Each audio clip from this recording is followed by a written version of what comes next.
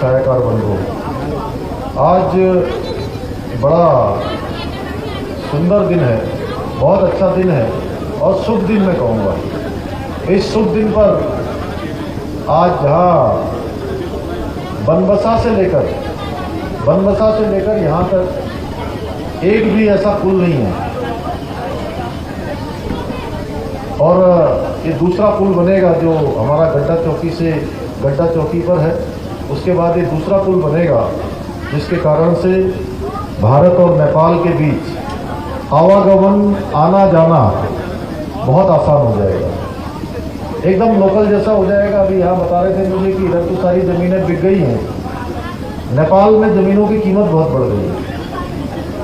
तो मैं बधाई देना चाहता हूँ, जहाँ आप सब लोग को बधाई देना चाहता हूँ कि आप लोगों के लिए तो ये पुल बहुत महत्व का पुल है। आने वाले समय में जहाँ दोनों ही देशों में जहाँ व्यापार बढ़ेगा, कारोबार बढ़ेंगे, पर्यटन का व्यवसाय बढ़ेगा, आने जाने वाले लोगों की संख्या बढ़ेगी, वहीं नेपाल के लोगों को भी यह पुल अत्यधिक लाभ देने वाला होगा, उनके लिए भी बहुत लाभकारी होगा। लंबे समय से ये पुल कहाँ बनेगा इस पर बड़ा चिंतन हुआ। अंततः सार्थम यहीं पर जगह मिली और आज आप सबकी उपस्थिति में इस पुल का, जहां हम लोग यहाँ पर पुल का शिलान्यास कर रहे हैं, यहाँ पर भूमि पूजन किया है हम लोगों ने, वहीं हमारे पड़ोसी राज्य नेपाल के उद्योग वाणिज्य मंत्री श्री धीरेन्द्र प्रसाद बड़ू जी भी वहाँ पर आए थे। अभी उनसे भी बात हुई है। उनको मैंने कहा कि आप अपने पूरे नेपाल राष्ट्र में अपने आसपास के लोगों को, सभी लोगों को हम लोगों की तरफ से शुभकामनाएं देना और हमारे देश के यशस्वी प्रधानमंत्री मोदी जी की तरफ से भी सबको बधाई देना कि मोदी जी हमेशा नेपाल के बारे में सोचते रहते हैं, पड़ोसी राज्यों के बारे में सोचते रहते हैं। आज इस अवसर पर जहां हमारे जिलाधिकारी जी भी यहाँ मौजूद हैं, प्रमुख अभियंता लोक निर्माण विभाग श्री अयाज अहमद जी भी उपस्थित हैं, उनका भी चूँकि इसमें बड़ा योगदान है। आज के इस अवसर पर मैं सर्वप्रथम बाबा केदारनाथ जी को, गुरु गोरखनाथ जी को एवं बाबा पशुपतिनाथ जी को भी कोटि कोटि नमन करता हूँ। और ये जो भारत नेपाल के बीच 110 मीटर का स्पान डबल सीन मोटर सेतु का शिलान्यास करके आज अत्यधिक खुशी हो रही है, क्योंकि हम लोग बचपन से ही इस काली नदी की महिमा, इस काली नदी के किनारे, इसी के किनारे यहाँ से लेकर वहाँ तक, हंसेश्वर धाम से लेकर शारदा नदी तक, मैं अपना इस सौभाग्य कहूँ कि मुझे जहाँ बचपन में इस नदी के किनारे पैदा होने का और बड़ा होने का अवसर मिला, वहीं आगे जाकर जो ये शारदा बन जाती है, वो शारदा में भी जो है नहाने का, खेलने का और यहाँ कहते हैं ना भौं काटने का सौभाग्य मिला है। और आज मैं बहुत अपने को गौरवान्वित महसूस कर रहा हूँ। भाई हरीश जी लंबे समय से इस पुल के लिए लगे हुए थे। मुझे खुशी है कि ये 32 करोड़ रुपए का ये पुल, ये मेरे हाथों ही इसकी स्वीकृति हुई, मेरे हाथों ही अभी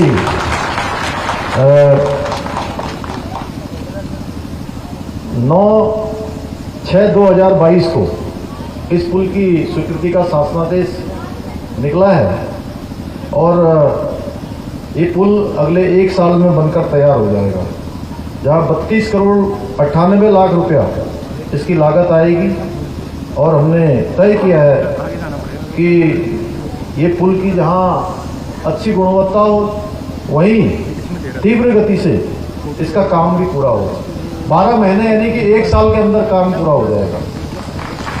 और लोक निर्माण विभाग, हमारा PWD विभाग, इसके द्वारा इंफ्रा प्रोजेक्ट लिमिटेड के साथ 12 महीने का अनुबंध किया गया है कि 12 महीने में काम पूरा होगा।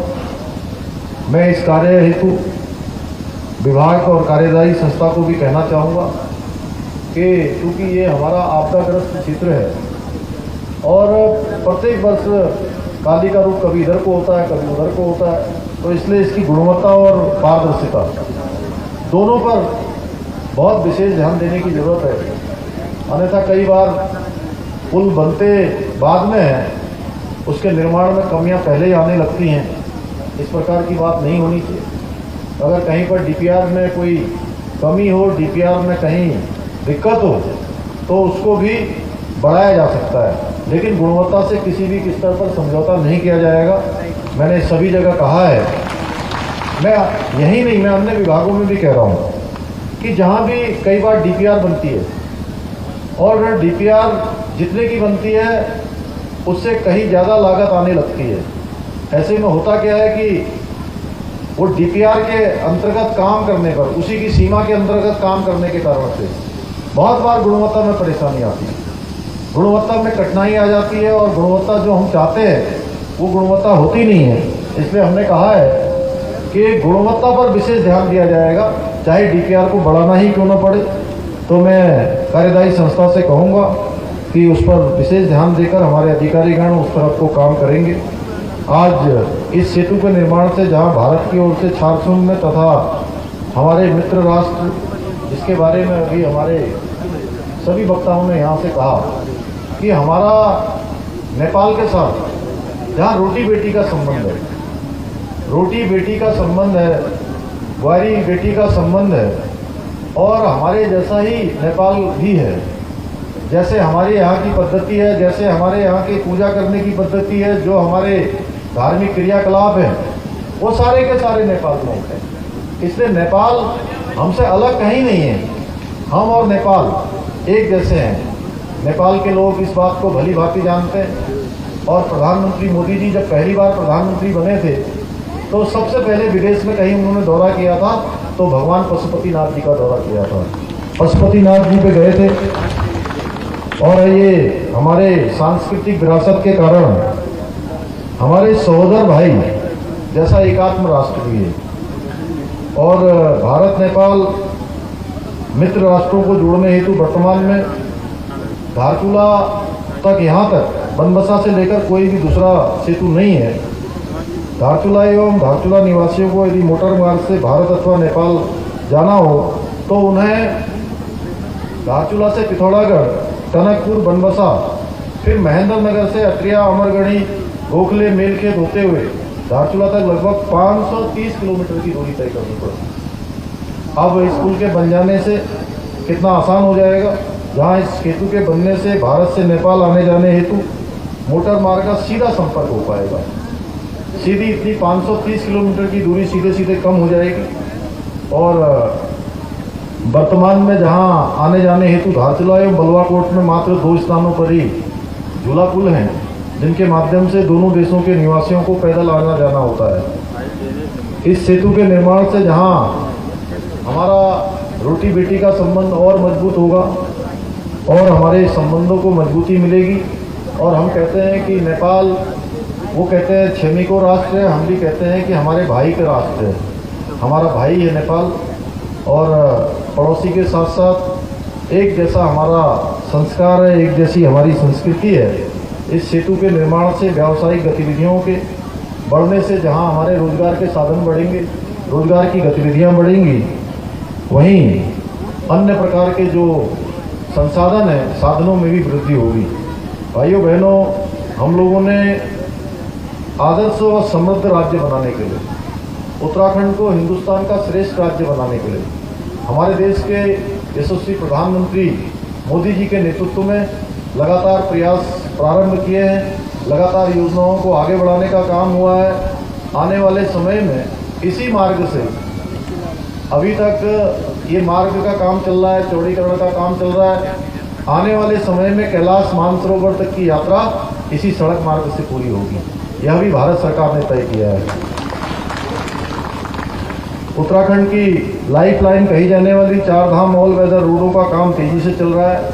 अभी मैं जिलाधिकारी से पूछ रहा था कि हमारा जो सिमली, ग्वालदम, बागेश्वर, मुंशियारी, जोलजीबी वाला जो मार्ग है 285 किलोमीटर का, ये 285 किलोमीटर मार्ग की कितनी प्रगति हुई है। मैं पिछले दिनों भारत सरकार के मंत्री, हमारे रोड सड़क परिवहन के मंत्री नितिन गडकरी जी से भेंट करने गया था, तो मैंने उनसे अनुरोध किया था कि जल्दी से जल्दी इस मार्ग को पूरा किया जाए, जल्दी से जल्दी इसको 2 लेन का जो मार्ग है, जहाँ पर जो भी कार्यदायी संस्था है उनको निर्देशित किया जाए। उन्होंने मुझे पूरी तरह से आश्वस्त किया है कि वो जल्दी ही इस सड़क मार्ग को भी पूरा करवाएंगे। इसके साथ साथ हमारा जो पिथौरागढ़ से लिपुलेख मार्ग है, ये लिपुलेख मार्ग का 85% कार्य अब तक पूरा हो चुका है और नरेंद्र मोदी जी के नेतृत्व में जो भी कार्य हुए हैं वो हम सबके सामने हैं। भूतो न भविष्य की लगातार उनका विजन है। समग्र देश का विकास हो, आज चाहे सेना का क्षेत्र हो, चाहे वो कृषि का क्षेत्र हो या निर्यात का क्षेत्र हो, हर क्षेत्र में अभूतपूर्व वृद्धि हुई है। पहले जहां हम केवल दूसरे देशों से आयात करते थे, हम हथियारों का आयात करते थे, अन्न का आयात करते थे, अन्य प्रकार के बहुत सारे जो हमारे इलेक्ट्रॉनिक सामान होते थे, साइंस प्रौद्योगिकी में काम आने वाली चीज़ें होती थी, उन सभी का हम आयात करते थे। आपको जानकर खुशी होगी कि आने वाले समय में जो भारत की अर्थव्यवस्था है वो अर्थव्यवस्था दुनिया की सबसे बड़ी अर्थव्यवस्था बनेगी।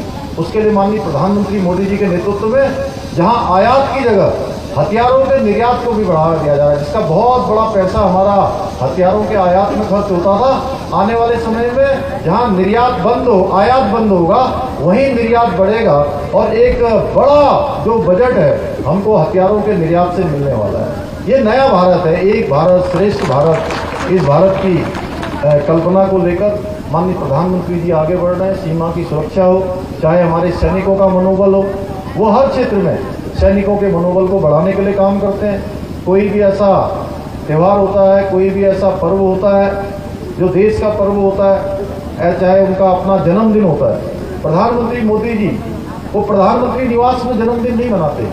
वो जब भी जाते हैं कोई ना कोई ऐसा काम करते हैं तो सैनिकों के बीच में होते हैं। या आपने देखा होगा पाटरी में, वहाँ पर जो विदेशों से आए हुए चीते हैं उनको पुनः उस प्रजाति को यहाँ पर जो विलुप्त हो रही थी, पुनः यहाँ पर एक बार आगे बढ़ाने के लिए उन्होंने नामीबिया से यहाँ पर उनको एक्सपोर्ट किया है और हमारे यहाँ के जंगलों में छोड़ा गया है। चाहे प्रकृति का संरक्षण हो, इकोलॉजी हो, इकोनॉमी हो, दोनों का संतुलन कैसे हो, उसके लिए लगातार प्रधानमंत्री जी काम कर रहे हैं। और उन्होंने पिछले दिनों जब वो केदारनाथ की यात्रा पर आए थे तो बाबा केदार की भूमि से कहा था कि आने वाला ये दशक उत्तराखंड का दशक होगा, आने वाला दशक 21वीं सदी का उत्तराखंड के लोगों का होगा। निश्चित रूप से देखिए जिस प्रकार से आज सीमाओं के जो हमारे सीमांत के गांव हैं, उन गांवों की चिंता हो रही है, उन गांवों के संवर्धन के लिए, उन गांवों के विकास के लिए काम हो रहा है। सीमांत विकास निधि में जिस प्रकार से धन आवंटन हो रहा है, चाहे वो कनेक्टिविटी का क्षेत्र हो, चाहे वो आज रोड की कनेक्टिविटी हो, चाहे वो इंटरनेट की कनेक्टिविटी हो, दूरसंचार की कनेक्टिविटी हो, हर क्षेत्र में उसको आगे बढ़ाने के लिए काम हो रहा है। पिछले दिनों भारत सरकार ने मेरे अनुरोध पर 1202 मोबाइल के टावर भारत सरकार ने हमारे उत्तराखंड राज्य के लिए स्वीकृत किए हैं। बहुत सारे टावर हमारे इस विधानसभा क्षेत्र में भी लगेंगे और जो छूट जाएंगे उनको हम फिर से भारत सरकार को प्रेषित करेंगे। इसी प्रकार से अभी कुछ ही दिन पहले मैं यहाँ आया था, जहाँ हमारा एलधारा है, हमारा खोतिला है, पिछले साल जुम्मा है, एलागाड़ है, ऐसे अनेकों स्थानों पर और जिप्ती में भी अनेकों गांव आज पुनर्वास की जद में है, जहां पर बुरी तरह से सब प्रभावित हो गया। हम लोगों ने तय किया है कि उनको रहने के लिए, उनके पुनर्वास के लिए, उनके आगे की व्यवस्था के लिए हम लोग हर संभव प्रयास करेंगे कि उनको हर संभव हम सहायता करें, सरकार हर संभव उनकी सहायता करे। पिछले दिनों जब हेलीकॉप्टर जो हमारा इस माह बंद हो जाता था, मुझे बताया आप लोगों ने, हरीश जी ने भी बताया, आप सभी लोगों ने यहाँ से कहा कि डीएम साहब ने भी कहा कि हेलीकॉप्टर नहीं होने के कारण से बहुत परेशानी हो रही है। एक बहन डिलीवरी होने वाली है लेकिन वहाँ हेलीकॉप्टर नहीं है तो इससे नहीं हो पा रहा। हमने तय किया कि हेलीकॉप्टर की सीमा को आगे बढ़ाया है। अभी हेलीकॉप्टर जो है जब तक भी यहाँ पर ज़रूरत होगी, यानी कि जब तक हमारा ये सीजन रहेगा बरसात का, तब तक हम हेलीकॉप्टर की सेवा को यहाँ पर जारी रखेंगे। इसी के साथ जो परिवार हमारे धारचूला में हैं, उनको किराया इत्यादि जो भी देना होगा उसकी भी व्यवस्था वहाँ पर की जाएगी, उनके रहने की व्यवस्था की जाएगी। आगे भविष्य में उनके पुनर्वास का भी पूरा ख्याल रखा जाएगा। हमारा प्रयास है कि हर प्रकार से ऐसे कठिन समय में ये हमारी सरकार आप सब लोगों के साथ खड़ी है। आप लोगों के साथ केवल सरकार के रूप में नहीं, बल्कि एक सहयोगी के रूप में, एक साझीदार के रूप में हम लोग हमेशा आपके साथ खड़े हैं, हमेशा आपके साथ कंधे से कंधा मिलाकर खड़े रहेंगे। और हमारा लक्ष्य है, जहां हम प्रदेश को भ्रष्टाचार से मुक्त करना चाहते हैं, प्रदेश को नशे से मुक्ति चाहते हैं, प्रदेश में एक हमारा प्रदेश आने वाले समय में 2025 में जब ये 25 साल का हो, उस समय हम हिंदुस्तान के श्रेष्ठ राज्यों में शामिल हों। उसके लिए हम प्रयास कर रहे हैं कि हम हर दृष्टि से हमारे सारे विभाग अपने अपने यहाँ पर कोई न कोई ऐसी योजना, कोई न कोई ऐसा काम वो करें जिसके कारण से आने वाले समय में हमको हिंदुस्तान के श्रेष्ठ राज्यों में शामिल होने का अवसर मिले। तो इसके लिए हम सबको संकल्प लेना होगा। आज इस वर्ष प्रधानमंत्री जी का जो जन्मदिन है 17 सितंबर से लेकर 2 अक्टूबर तक हम लोगों ने पूरे प्रदेश के अंदर ये तय किया है कि सेवा सप्ताह, सेवा पखवाड़े के रूप में इस पूरे पखवाड़े को मनाएंगे। यानी कि 17 सितंबर से लेकर 2 अक्टूबर तक कहीं रक्तदान के कार्यक्रम चल रहे हैं, कहीं सफाई के अभियान चल रहे हैं, कहीं टीबी मुक्त भारत के अभियान चल रहे हैं, अनेकों स्थानों पर सेवा बस्तियों में काम चल रहे हैं। ये हमारा संकल्प है कि जो प्रधानमंत्री जी भारत को एक श्रेष्ठ भारत बनाना चाहते हैं, 2014 के बाद उनके नेतृत्व में जहां समरस भारत, समर्थ भारत, शक्तिशाली भारत, ऐसा भारत जो दुनिया को दिशा देने वाला भारत है, जो दुनिया को राह दिखाने वाला भारत, उस भारत की जो उन्होंने कल्पना की है, उसमें हमारे सीमांत क्षेत्र के रहने वाले लोगों का भी बहुत बड़ा योगदान होने वाला है। हमारे पूरे उत्तराखंड राज्य की भी बहुत बड़ी भूमिका होने वाली है, जहां हमारा इतनी बड़ी जनसंख्या का देश है। हम एक छोटे प्रदेश के रूप में है, लेकिन हमारा रोल जैसे महाभारत रामायण के समय में जैसे गिलहरी ने राम सेतु बनाने में अपना योगदान दिया था, उसी प्रकार से माननीय प्रधानमंत्री जो आधुनिक भारत के शिल्पी हैं, आधुनिक भारत के विश्वकर्मा हैं, आधुनिक भारत को श्रेष्ठ भारत बनाने का जो उन्होंने संकल्प लिया है, उसमें उत्तराखंड के लोगों का, हमारे सीमांत क्षेत्र धारचूला के लोगों का, चारचुन के लोगों का, आसपास के लोगों का योगदान एक गिलहरी की तरह होगा। जैसे गिलहरी राम सेतु बनाने के लिए उन छिद्रों को बंद करने का काम कर रही थी, जो छिद्र किसी से बंद नहीं हो रहे थे, जहां बड़े बड़े इंजीनियर नल, नील, अंगद, हनुमान, जामुन सारे लगे हुए थे। कोई लकड़ी ला रहा था, कोई सीमेंट लगा रहा था, कोई गारा ला रहा था, कोई ईंट लगा रहा था, लेकिन गिलहरी उन छिद्रों को देख रही थी जिन छिद्रों से पानी रिस रहा था।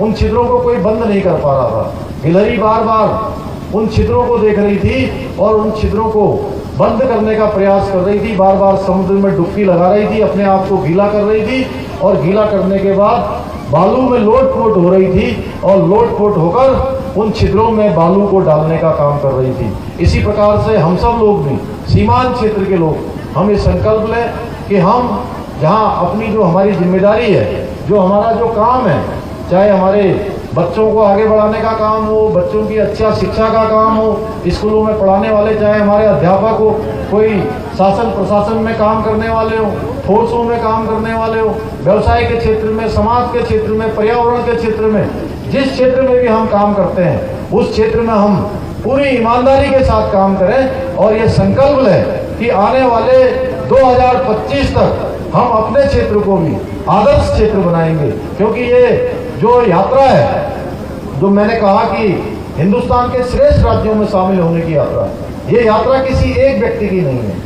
ये कोई ये नहीं है कि मैं यहाँ मुख्य सेवक हूँ, मैं बोल रहा हूँ तो ये केवल मेरी यात्रा है, या मंच पर इतने सारे लोग बैठे हैं तो इनकी यात्रा है।